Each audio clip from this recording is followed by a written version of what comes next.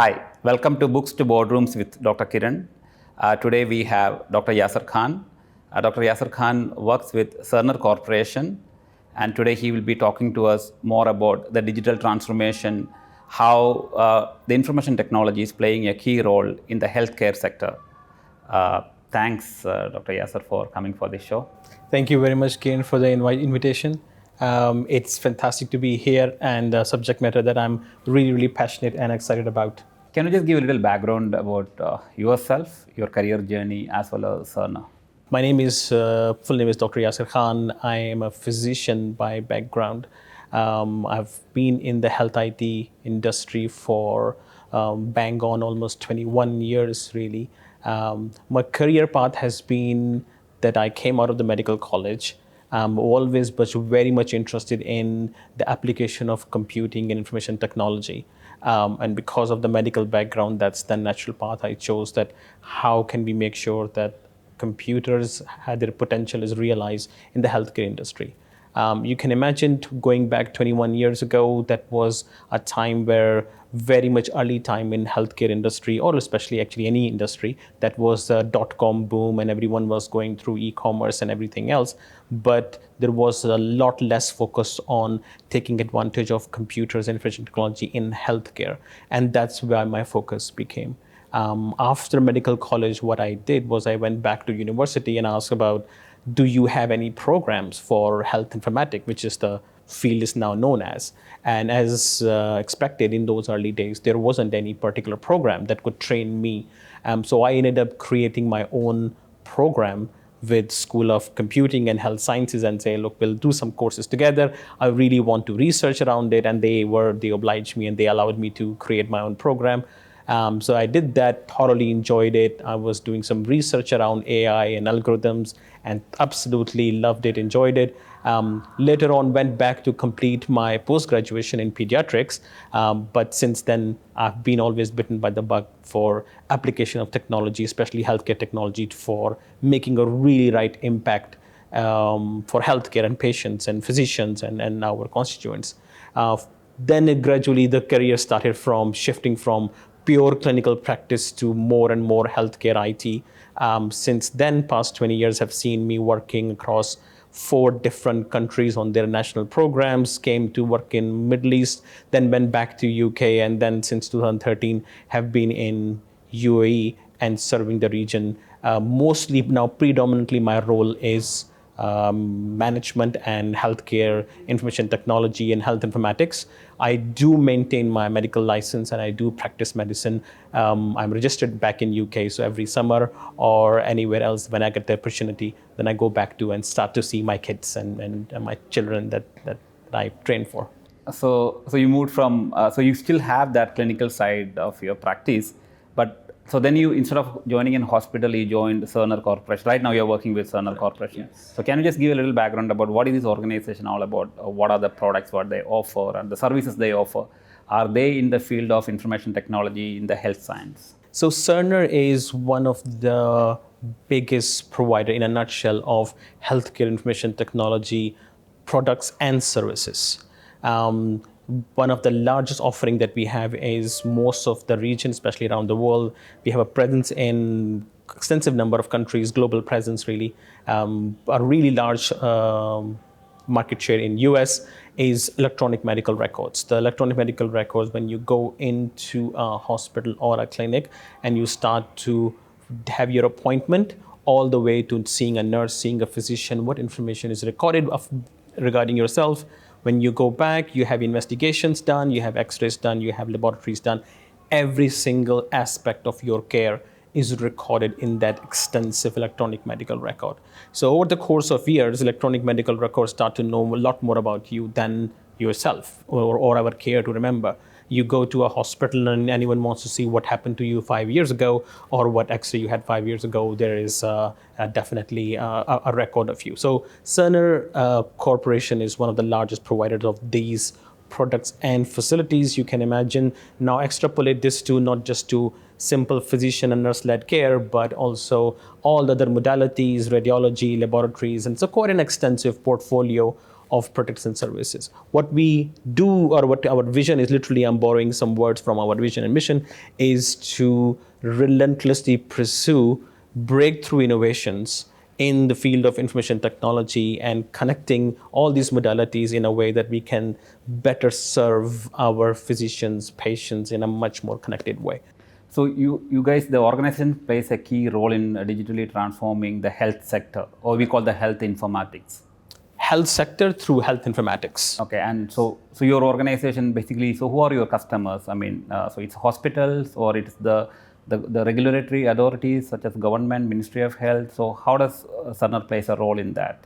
Multiple levels, and you've touched on absolutely on the right level. So at the higher level, we are the strategic partners for ministries who have health around the region and globally. At the provider level, we are partnering with individual hospitals and providing these technologies. At the individual physician level, we are also providing them a technology and software for them to be able to run their individual clinics, for example. So at multiple levels, whatever is required for them to be part of this whole digital transformation and be connected to each other and able to exchange information, we do provide that kind of service as well as technologies. So basically, I think this is a very interesting field. I think a lot of technology has been evolved in the health science, and especially during COVID, I think it has gone multifold. I mean, from that, I just wonder, do you have virtual patients? I mean, do you sort of have, what is virtual patients? I mean, I heard about virtual patients now, especially during COVID. You don't want to experiment sometimes on a real patient. So, so can you throw a little light on what do you mean by virtual patients, and how do you guys play any role in that, or it's a completely different pharmaceutical side takes care of that? Virtual patient, not so much, but virtual health is a concept that we play a big role in. Okay. So which is, I think there are terms which are, I think your audience probably will relate to, which have been around for a while, which is telemedicine, for example. And telemedicine is nothing but if I'm having a consultation with a patient and I feel that I actually do not have to be physically close to that patient, because all I'm doing is either listening to what they are saying or evaluating a response to an investigation or a treatment I've given before, then this can be done over a video conference or a telephone. And if I am open to this and my patients are open to this, then I can treat these patients whether they are in next room or they are any other country. So that's where the telemedicine and the virtual health concept started to develop. You mentioned COVID, and that's very, very interesting, because I always said whenever I give these talks to say people will remember healthcare information technology in a pre-COVID and a post-COVID area. Pre-COVID, it's an organic growth. People are realizing the benefit. Yes, I need this technology. Yes, in 2 years' time, I will buy this or invest in this, and this is how my maturity model I will grow. But what COVID did is literally put a hard stop to say, now, from this onwards, your dependency on these technologies, especially telehealth, virtual health, patient empowerment, treating patients while they are at home, not coming to your hospital, exponentially grew overnight. People start to realize that now I have to shut down my outpatient clinics because I cannot afford large number of patients coming in. The only way I can treat them is to allow them to video conference, to allow them to telephone me. Only way I can treat them is to send their medication to their homes. Only way I can treat them is to phone them and say, what is your hemoglobin, what's your blood sugar level today and tomorrow? And I have to assign people. So from COVID perspective, a huge change occurred. And interestingly, we also saw that the countries who have done really well in terms of their COVID response are the countries and organizations who invested originally heavily in acquiring that essential data. That essential data allowed them to know what is their population. So I'm dealing with 1.5 million individuals. Out of those, how many are more vulnerable? How many are children? How many are at the advanced age, which are my problem population or my at-risk population? So they already had this data prior to that. They had the public population profiling done, and that allowed them to plan better. They allowed them to plan those services in those communities. So from COVID perspective, health information technology, health informatics saw a massive spotlight on it, I would say.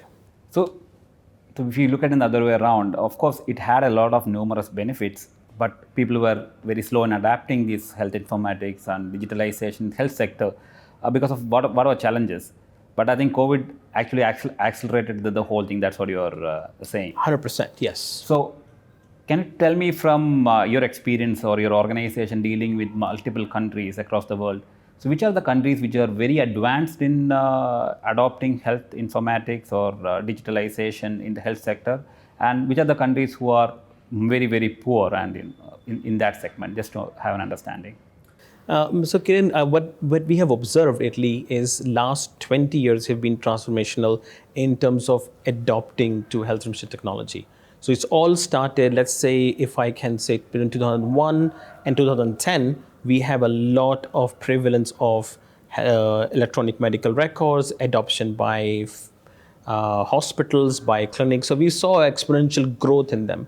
For your audience, perhaps they may want to look at something called Meaningful Use Program back in US. And it was a program that was designed, an incentivized program designed by Obama administration, where they would ask, or they will incentivize a hospital or a clinic to have these technology and also show them that they are actually meaningfully using it. So that actually led to a lot of adoption and a lot of hospitals actually acquiring these technologies. In terms of countries, as you mentioned, now we are seeing that when I used to practice back in UK, frankly, all my residences in hospital which were on paper. But even then, 10 years ago, there was a huge investment going on in digitizing everything because they realized that this is a huge benefit around it. We can see some of the actually investment itself and the cost is one of the factors. Hence, you would see the countries where lower GDP and the cost of adoption is a bit prohibitive for them to adopt. So when you start to move from slightly from the European countries towards the eastern side, then you start to see the less prevalence of and less adoption of, or at least less comprehensive adoption of health information technologies. So when we go to US, there is a significant presence. In EU, there's a significant presence and push, and then slightly less much so when we go to, let's say, Southeast Asia or Asian countries. Again, when we go slightly towards Australia, there is still, you see that lot of investment going into healthcare information technology. So, what I hear from your side is that definitely there's a huge change which is happening in the health sector itself. Before it was more about studying nursing or maybe BS to become a doctor or a nurse, but now technology plays a very important role. And the way you're saying, the governments are going to mandate things, and organizations are moving digital adaptation. So, for a student fraternity who really want to work in the health administration side, so what sort of capabilities they need to develop apart from the normal skill what they have to work in the future healthcare industry? Fantastic. So what we have started to realize that our medical college, you go to medical college, 5 years you study, and as you said, you study surgery, medicine, ENT, and all these very, very clinical subjects. But in liaison with the education departments, what we've started to see is that now they started to introduce, at least in the final few years, is modality of health informatics. They really want to tell them to say, with everything that you are writing into medical notes or entering into a computer, how it can be, it has secondary uses. Primary use is to provide care then and there, but it has secondary uses to make sure we understand more about your patients as a collection, understand more about the population coming through our door and going out. So they started to introduce these concepts and these subjects, which is really fantastic. I think our doctors now, the new generation coming out of medical college doors, is now much more aware of these technologies. Now, from your audience perspective, again, I would say people who, some of them will come from medical colleges, some of them come from different disciplines and so on and so forth. I've seen immense interest as well as immense talent coming from different modalities. They have come and they have high interest in how the healthcare is administered, how the healthcare is provided, how the healthcare is regulated, and the entire chain that is provider, a regulator, there is a significant role to play by the healthcare information technology.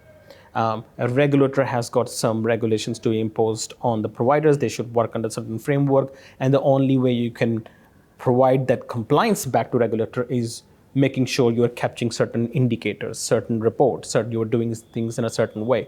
From the perspective of our workforce development, coming from different modalities and have interest in how healthcare works, there are conversion courses available. There are really nice master courses available. There are part-time courses available, which I wish they were available when I was trying to train myself, and they were not. But now they can invest there a year or 2 year in a part-time course, and they train you. They give you exposure. They give you the real life projects, and you can really start to see what intervention you see on slightly on a system level, and systems start to behave in a certain way that you have immense changes down the line. Thanks a lot, Dr. Yasir, for coming. And it's wonderful to let our students know that the role of information technology in different field, and the field which people don't associate much is the healthcare. And but throwing a light on how these organizations are working towards that, and the physicians like you, or doctors like you, coming from a clinical side to the administration and the digital side, and moving towards a completely digital healthcare system where the information is available, people can take better decision making, and who really want to work in digitalization side have more scope in even the healthcare sector, and that's one of the sector which is growing. The importance as it's felt during COVID. So thanks a lot for providing this valid information for all the student fraternity, and people who really want to get into that side. As you told, they can go through these type of courses, and the organization they're providing this and take that and work in that particular field. Thanks a lot for your time. Thank you very much, Kiran. I do believe that there is a need to create awareness of these side of things, because not many people are aware of, as you mentioned, application of these modalities to healthcare. And through you, I think I got a perfect platform to talk about a subject that I'm really passionate about. So I hope your audience have enjoyed the conversation. Thank you. Thanks a lot. Yes. Thank you very much.